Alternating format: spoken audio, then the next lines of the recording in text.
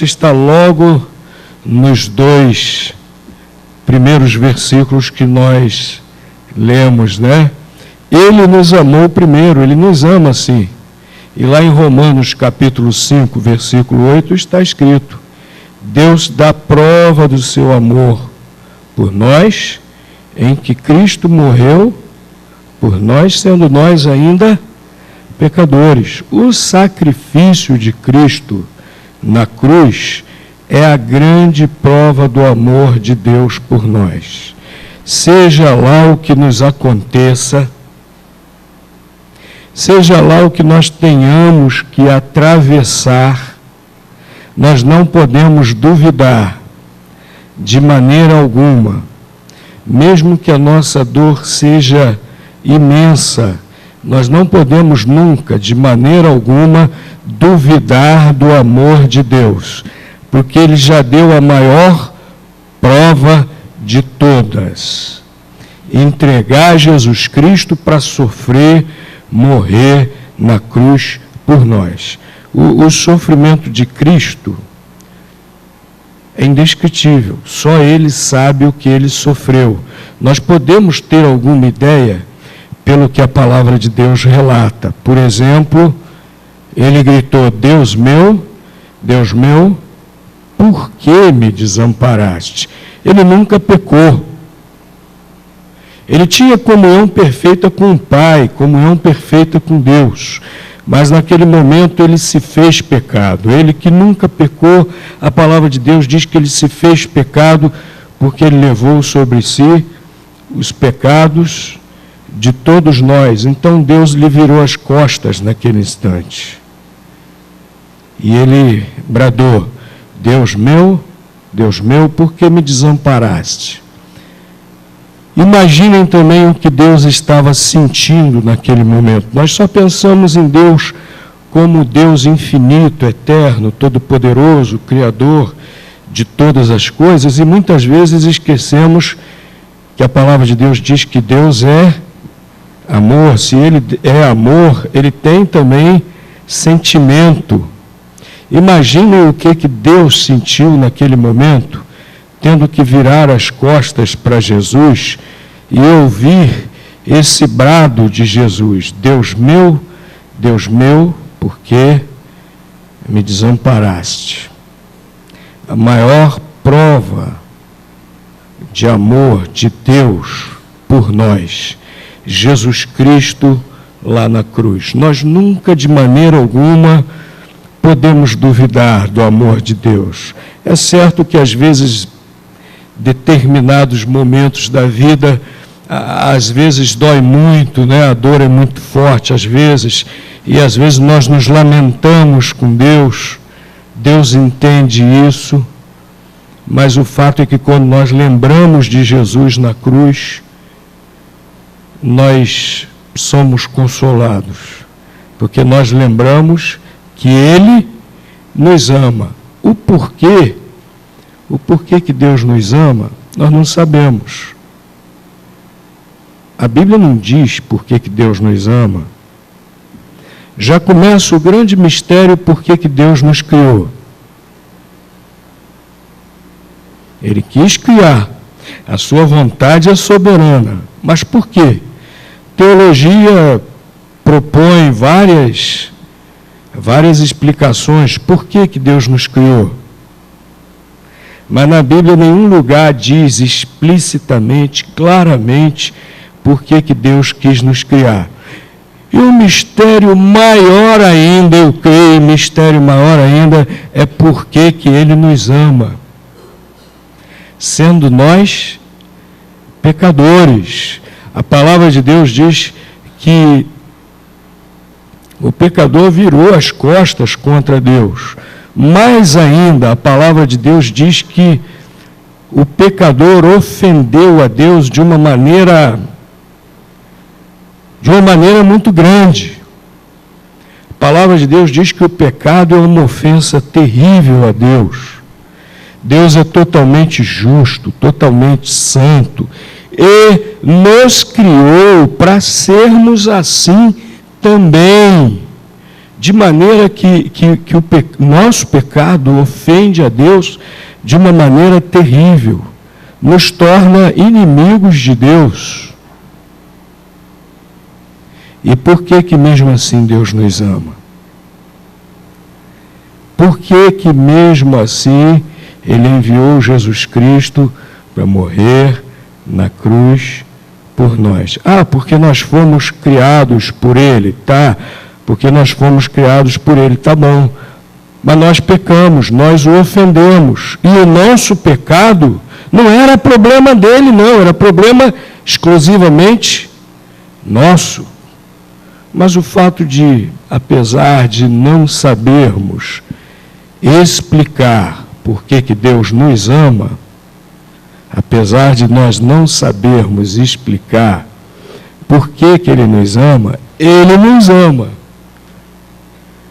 E ainda bem, graças a Deus, literalmente, porque senão nós estaríamos perdidos e sem salvação. Ele tomou a iniciativa de nos amar.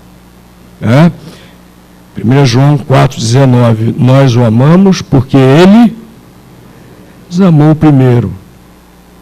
A nossa salvação é iniciativa de Deus, por isso que não há mérito nenhum no ser humano. A nossa salvação é iniciativa de Deus. Ele nos amou primeiro, e a prova disso é Jesus Cristo morrendo por nós lá na cruz. Agora, essa iniciativa do amor de Deus precisa de resposta. O amor sempre precisa de resposta. O amor de Deus, nós precisamos correspondê-lo. E é disso que o apóstolo João está falando também, quando afirma, nós o amamos porque Ele nos amou primeiro. Nós estamos correspondendo ao amor de Deus revelado em Jesus Cristo lá na cruz, de maneira perfeita, de maneira maior, né? Nós precisamos corresponder a esse amor de Deus. Primeira coisa para corresponder a esse amor de Deus é aceitá-lo na sua vida, na minha vida. Primeira coisa, sem dúvida, para correspondermos a esse amor de Deus é crer em Cristo. Lá em João capítulo 3,16 fala a respeito disso. Porque Deus amou o mundo de tal maneira que deu o seu Filho unigênito para que todo aquele que crê nele crê. Vejam bem, Deus nos ama, envia Jesus para a nossa salvação. Então nós correspondemos crendo nele. E qual é o resultado? Para que todo aquele que nele crê não pereça, mas tenha vida eterna. O resultado, quando nós correspondemos ao amor de Deus, crendo em Cristo de todo o coração, é que nós não somos mais condenados pelos nossos pecados. Pelo contrário, somos perdoados, porque recebemos dele, de graça, seu perdão, recebemos, portanto, a vida eterna.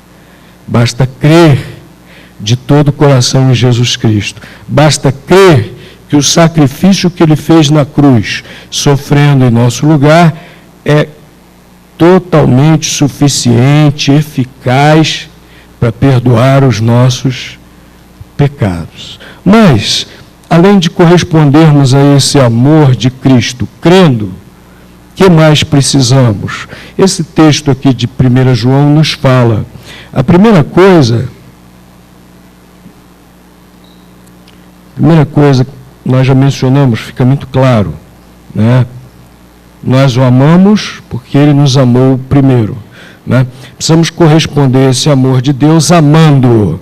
E como é que vai ser a exteriorização, a objetivação desse nosso amor a Deus? Cristo é a prova do amor de Deus por nós. Qual vai ser a nossa prova de amarmos a Deus? Como é que vamos exteriorizar esse amor a Deus? A primeira resposta está aqui no versículo 21. Dele temos este mandamento: quem ama a Deus, ame também a seu irmão. Quem ama a Deus, ame também a seu irmão. Quem ama a Deus, ame também a seu irmão. Impossível amar a Deus sem amar o irmão. Ah, pastor, mas é tão difícil amar o irmão. Alguns irmãos são mais fáceis a amar, pastor. Alguns irmãos são mais amáveis, pastor. Mas há outros irmãos que eu vou te contar. Só Deus mesmo para amar, pastor. Tem uns irmãos que são enjoados, pastor. Tem uns irmãos difíceis de aguentar, pastor. Não dá para amar só os mais amáveis, não. E deixar os outros chatinhos de lado, pastor. Não dá. Até porque é muito fácil amar quem é amável. Mas nós não somos amáveis, não. Nós somos pecadores. E Deus nos amou primeiro, assim mesmo. E a ordem da palavra de Deus é que amemos o nosso irmão. Ponto. Amemos ao nosso irmão. Ponto. Não interessa aqui se ele é amável ou não, se ele é chatinho ou não. Até porque às vezes nós estamos achando que determinado irmão é chatinho e de repente os outros estão olhando para nós e achando que nós é que somos, que eu que sou o chatinho. Para não dizer chatão, né? Amenizando aqui um pouco a coisa. Não importa. A palavra de Deus diz que quem ama a Deus, ame também a seu irmão. E vocês prestaram atenção no versículo anterior, diz: nós não vemos a Deus. Nós não vemos a Deus. A Bíblia diz que Deus é Espírito.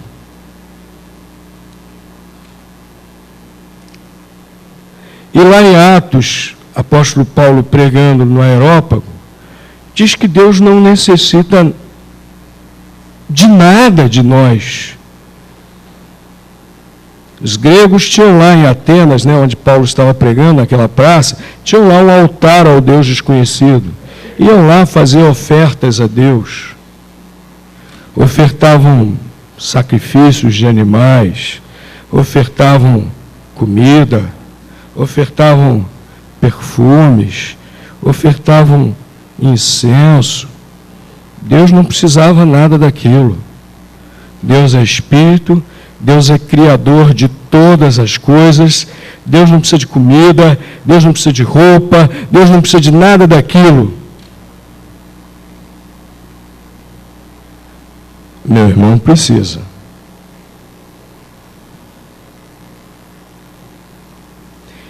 E meu irmão está aqui pertinho de mim. Eu posso vê-lo. Eu posso tocá-lo. Então, o nosso amor a Deus é objetivado. Se eu amo a Deus, eu vou objetivar o meu amor a Deus amando a quem Deus ama. Eu vou objetivar o meu amor a Deus amando a quem Deus ama, o meu irmão. Então, meus queridos, nós devemos corresponder ao amor de Deus. E devemos corresponder ao amor de Deus amando ao meu irmão. Nós estamos realmente nos amando uns aos outros? Nós estamos nos interessando pelos nossos irmãos. Não é se interessar no sentido de querer saber tudo da vida do irmão para fazer uma fofoca. Não é se interessar nesse sentido, não. Cada um é dono do seu nariz, né? E a gente não tem nada que ficar comentando, nós não temos nada que ficar comentando a vida dos outros. Como o brasileiro gosta de comentar a vida dos outros, né? Por isso que o brasileiro gosta tanto de novela. Por isso que o brasileiro gosta tanto de telenovela. Porque brasileiro gosta de meter o nariz na vida dos outros. Gosta de acompanhar, gosta de comentar a vida dos outros. Não é interesse nesse sentido, não. É interesse no sentido do amor verdadeiro. É interesse no sentido de ajudar o irmão. O amor verdadeiro começa por aí. Nós devemos nos interessar uns pelos outros, é nesse sentido, de estar atento, de prestar atenção. De repente, um irmão pode estar precisando, nem de necessidade física, mas de necessidade emocional. De repente, ele está precisando simplesmente de 2 minutos da nossa atenção para conversar um pouco, para desabafar um pouco. Ou, de repente, 2 minutos da nossa atenção para contar uma alegria que ele está experimentando, que ele quer dividir com alguém. Estamos interessados nos nossos irmãos. Estamos amando nossos irmãos. Estamos perdoando os nossos irmãos. Estamos perdoando uns aos outros. Nós temos a tendência de minimizar os nossos erros, mas de aumentar os erros do nosso irmão. Às vezes nós fazemos algo terrível com o irmão. Ah, não, foi nada não. Eu fiz uma bobagem, uma coisa tão pequena, não sei por que ele está tão chateado, por que ela está tão chateada comigo. É uma bobagem aquilo que eu fiz, né? Temos essa tendência. Sempre minimizamos os nossos erros. Queremos que nos perdoem. Mas quando o irmão, uma irmã faz algo conosco, isso que ele fez, ai, coitadinho de mim, como esse irmão faz isso comigo, não sei o quê. Transformamos, às vezes, algo desse tamanho em algo enorme, fazemos uma tempestade em copo d'água. Às vezes guardamos rancor por aquilo durante anos. Não pode ser assim não, meus irmãos. Quem ama a Deus, ame também ao seu irmão. E quem ama, perdoa. E quem perdoa, joga o lixo no lixo. Quem perdoa, joga o lixo no lixo. Não fica guardando rancor, não fica guardando ressentimento. Rancor, ressentimento é lixo. A gente tem que tirar daqui de dentro, jogar fora. Deus nos ama. Nós precisamos corresponder ao amor de Deus.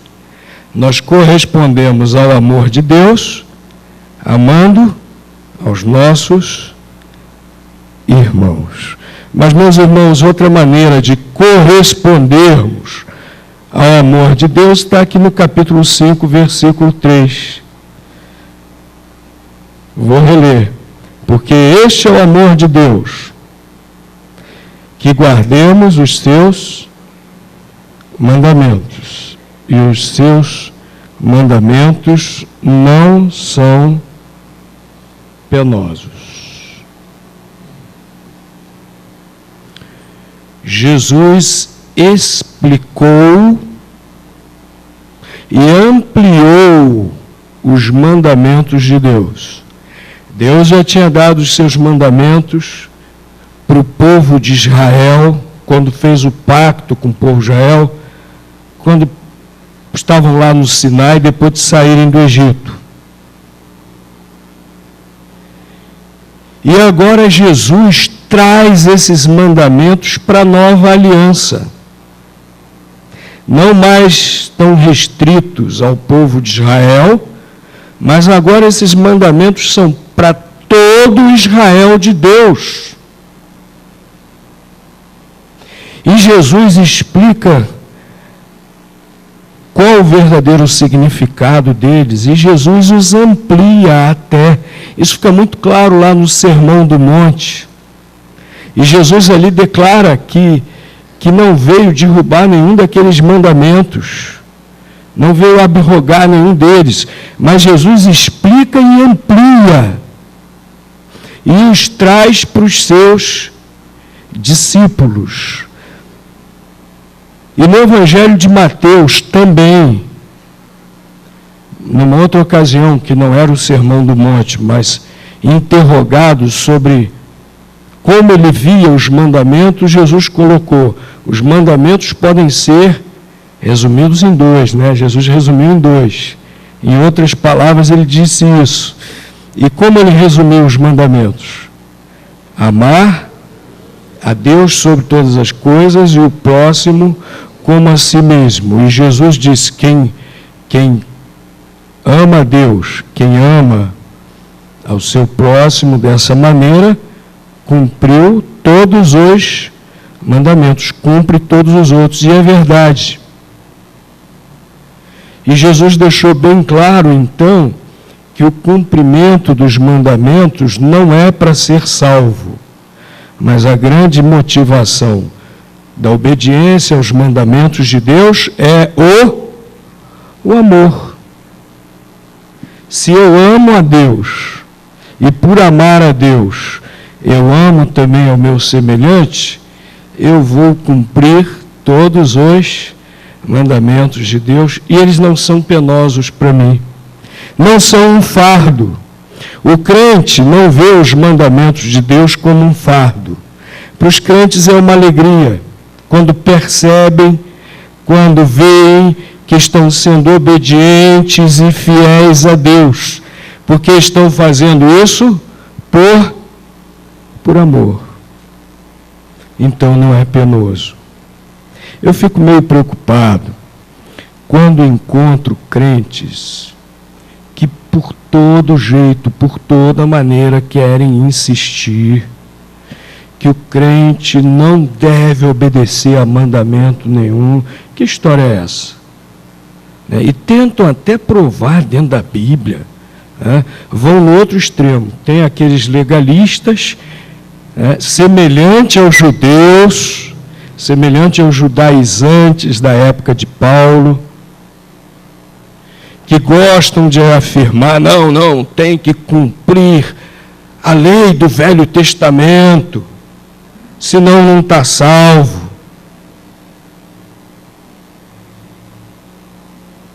Uma vez eu perguntei a um desses, de uma seita, bem conhecida. É interessante que às vezes cantamos muitos hinos de grupos dessa seita, mas não concordamos com as doutrinas deles. Mas uma vez eu perguntei a um deles: vem cá, para vocês a salvação não é por meio da graça em Jesus Cristo? Não é sim. Mas se não cumprir a lei, perde a salvação. Então a obediência à lei está acima do sacrifício de Cristo? Está acima da graça de Deus? Então a palavra de Deus é mentirosa? Mas tem crentes que já vão para o outro extremo. Já querem viver numa absoluta permissividade, antinomismo. Apóstolo Paulo fala lá em Romanos 6 que isso é uma incoerência absurda. Apóstolo Paulo diz lá em Romanos 6 que se nós morremos e ressuscitamos com Cristo, também já morremos para o pecado. É uma questão até de sermos coerentes com essa nova natureza que Cristo está aperfeiçoando em cada um de nós.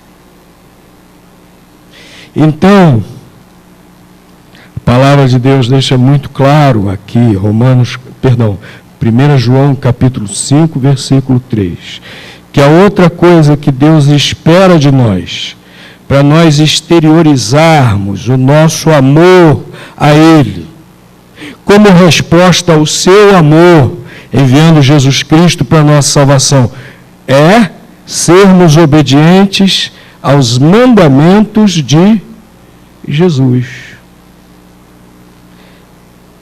E fazermos isso por amor a Ele, com alegria, lembrados desse amor tão grande que Ele tem por nós. Quando você vê alguém que te ama muito, você quer retribuir. Quando alguém dá uma prova muito grande de amor por você, você quer retribuir.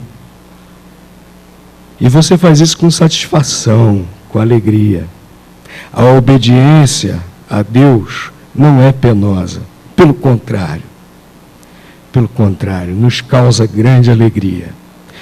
Meus queridos irmãos, enquanto celebramos a ceia do Senhor, lembremos como é incomensurável o amor de Deus por nós. E estejamos decididos a amá-lo também e demonstrar esse amor por Ele. Amém. Vou pedir aos diáconos, aos pastores presentes, que venham aqui à frente, para nós, agora então, obedecendo ao Senhor Jesus.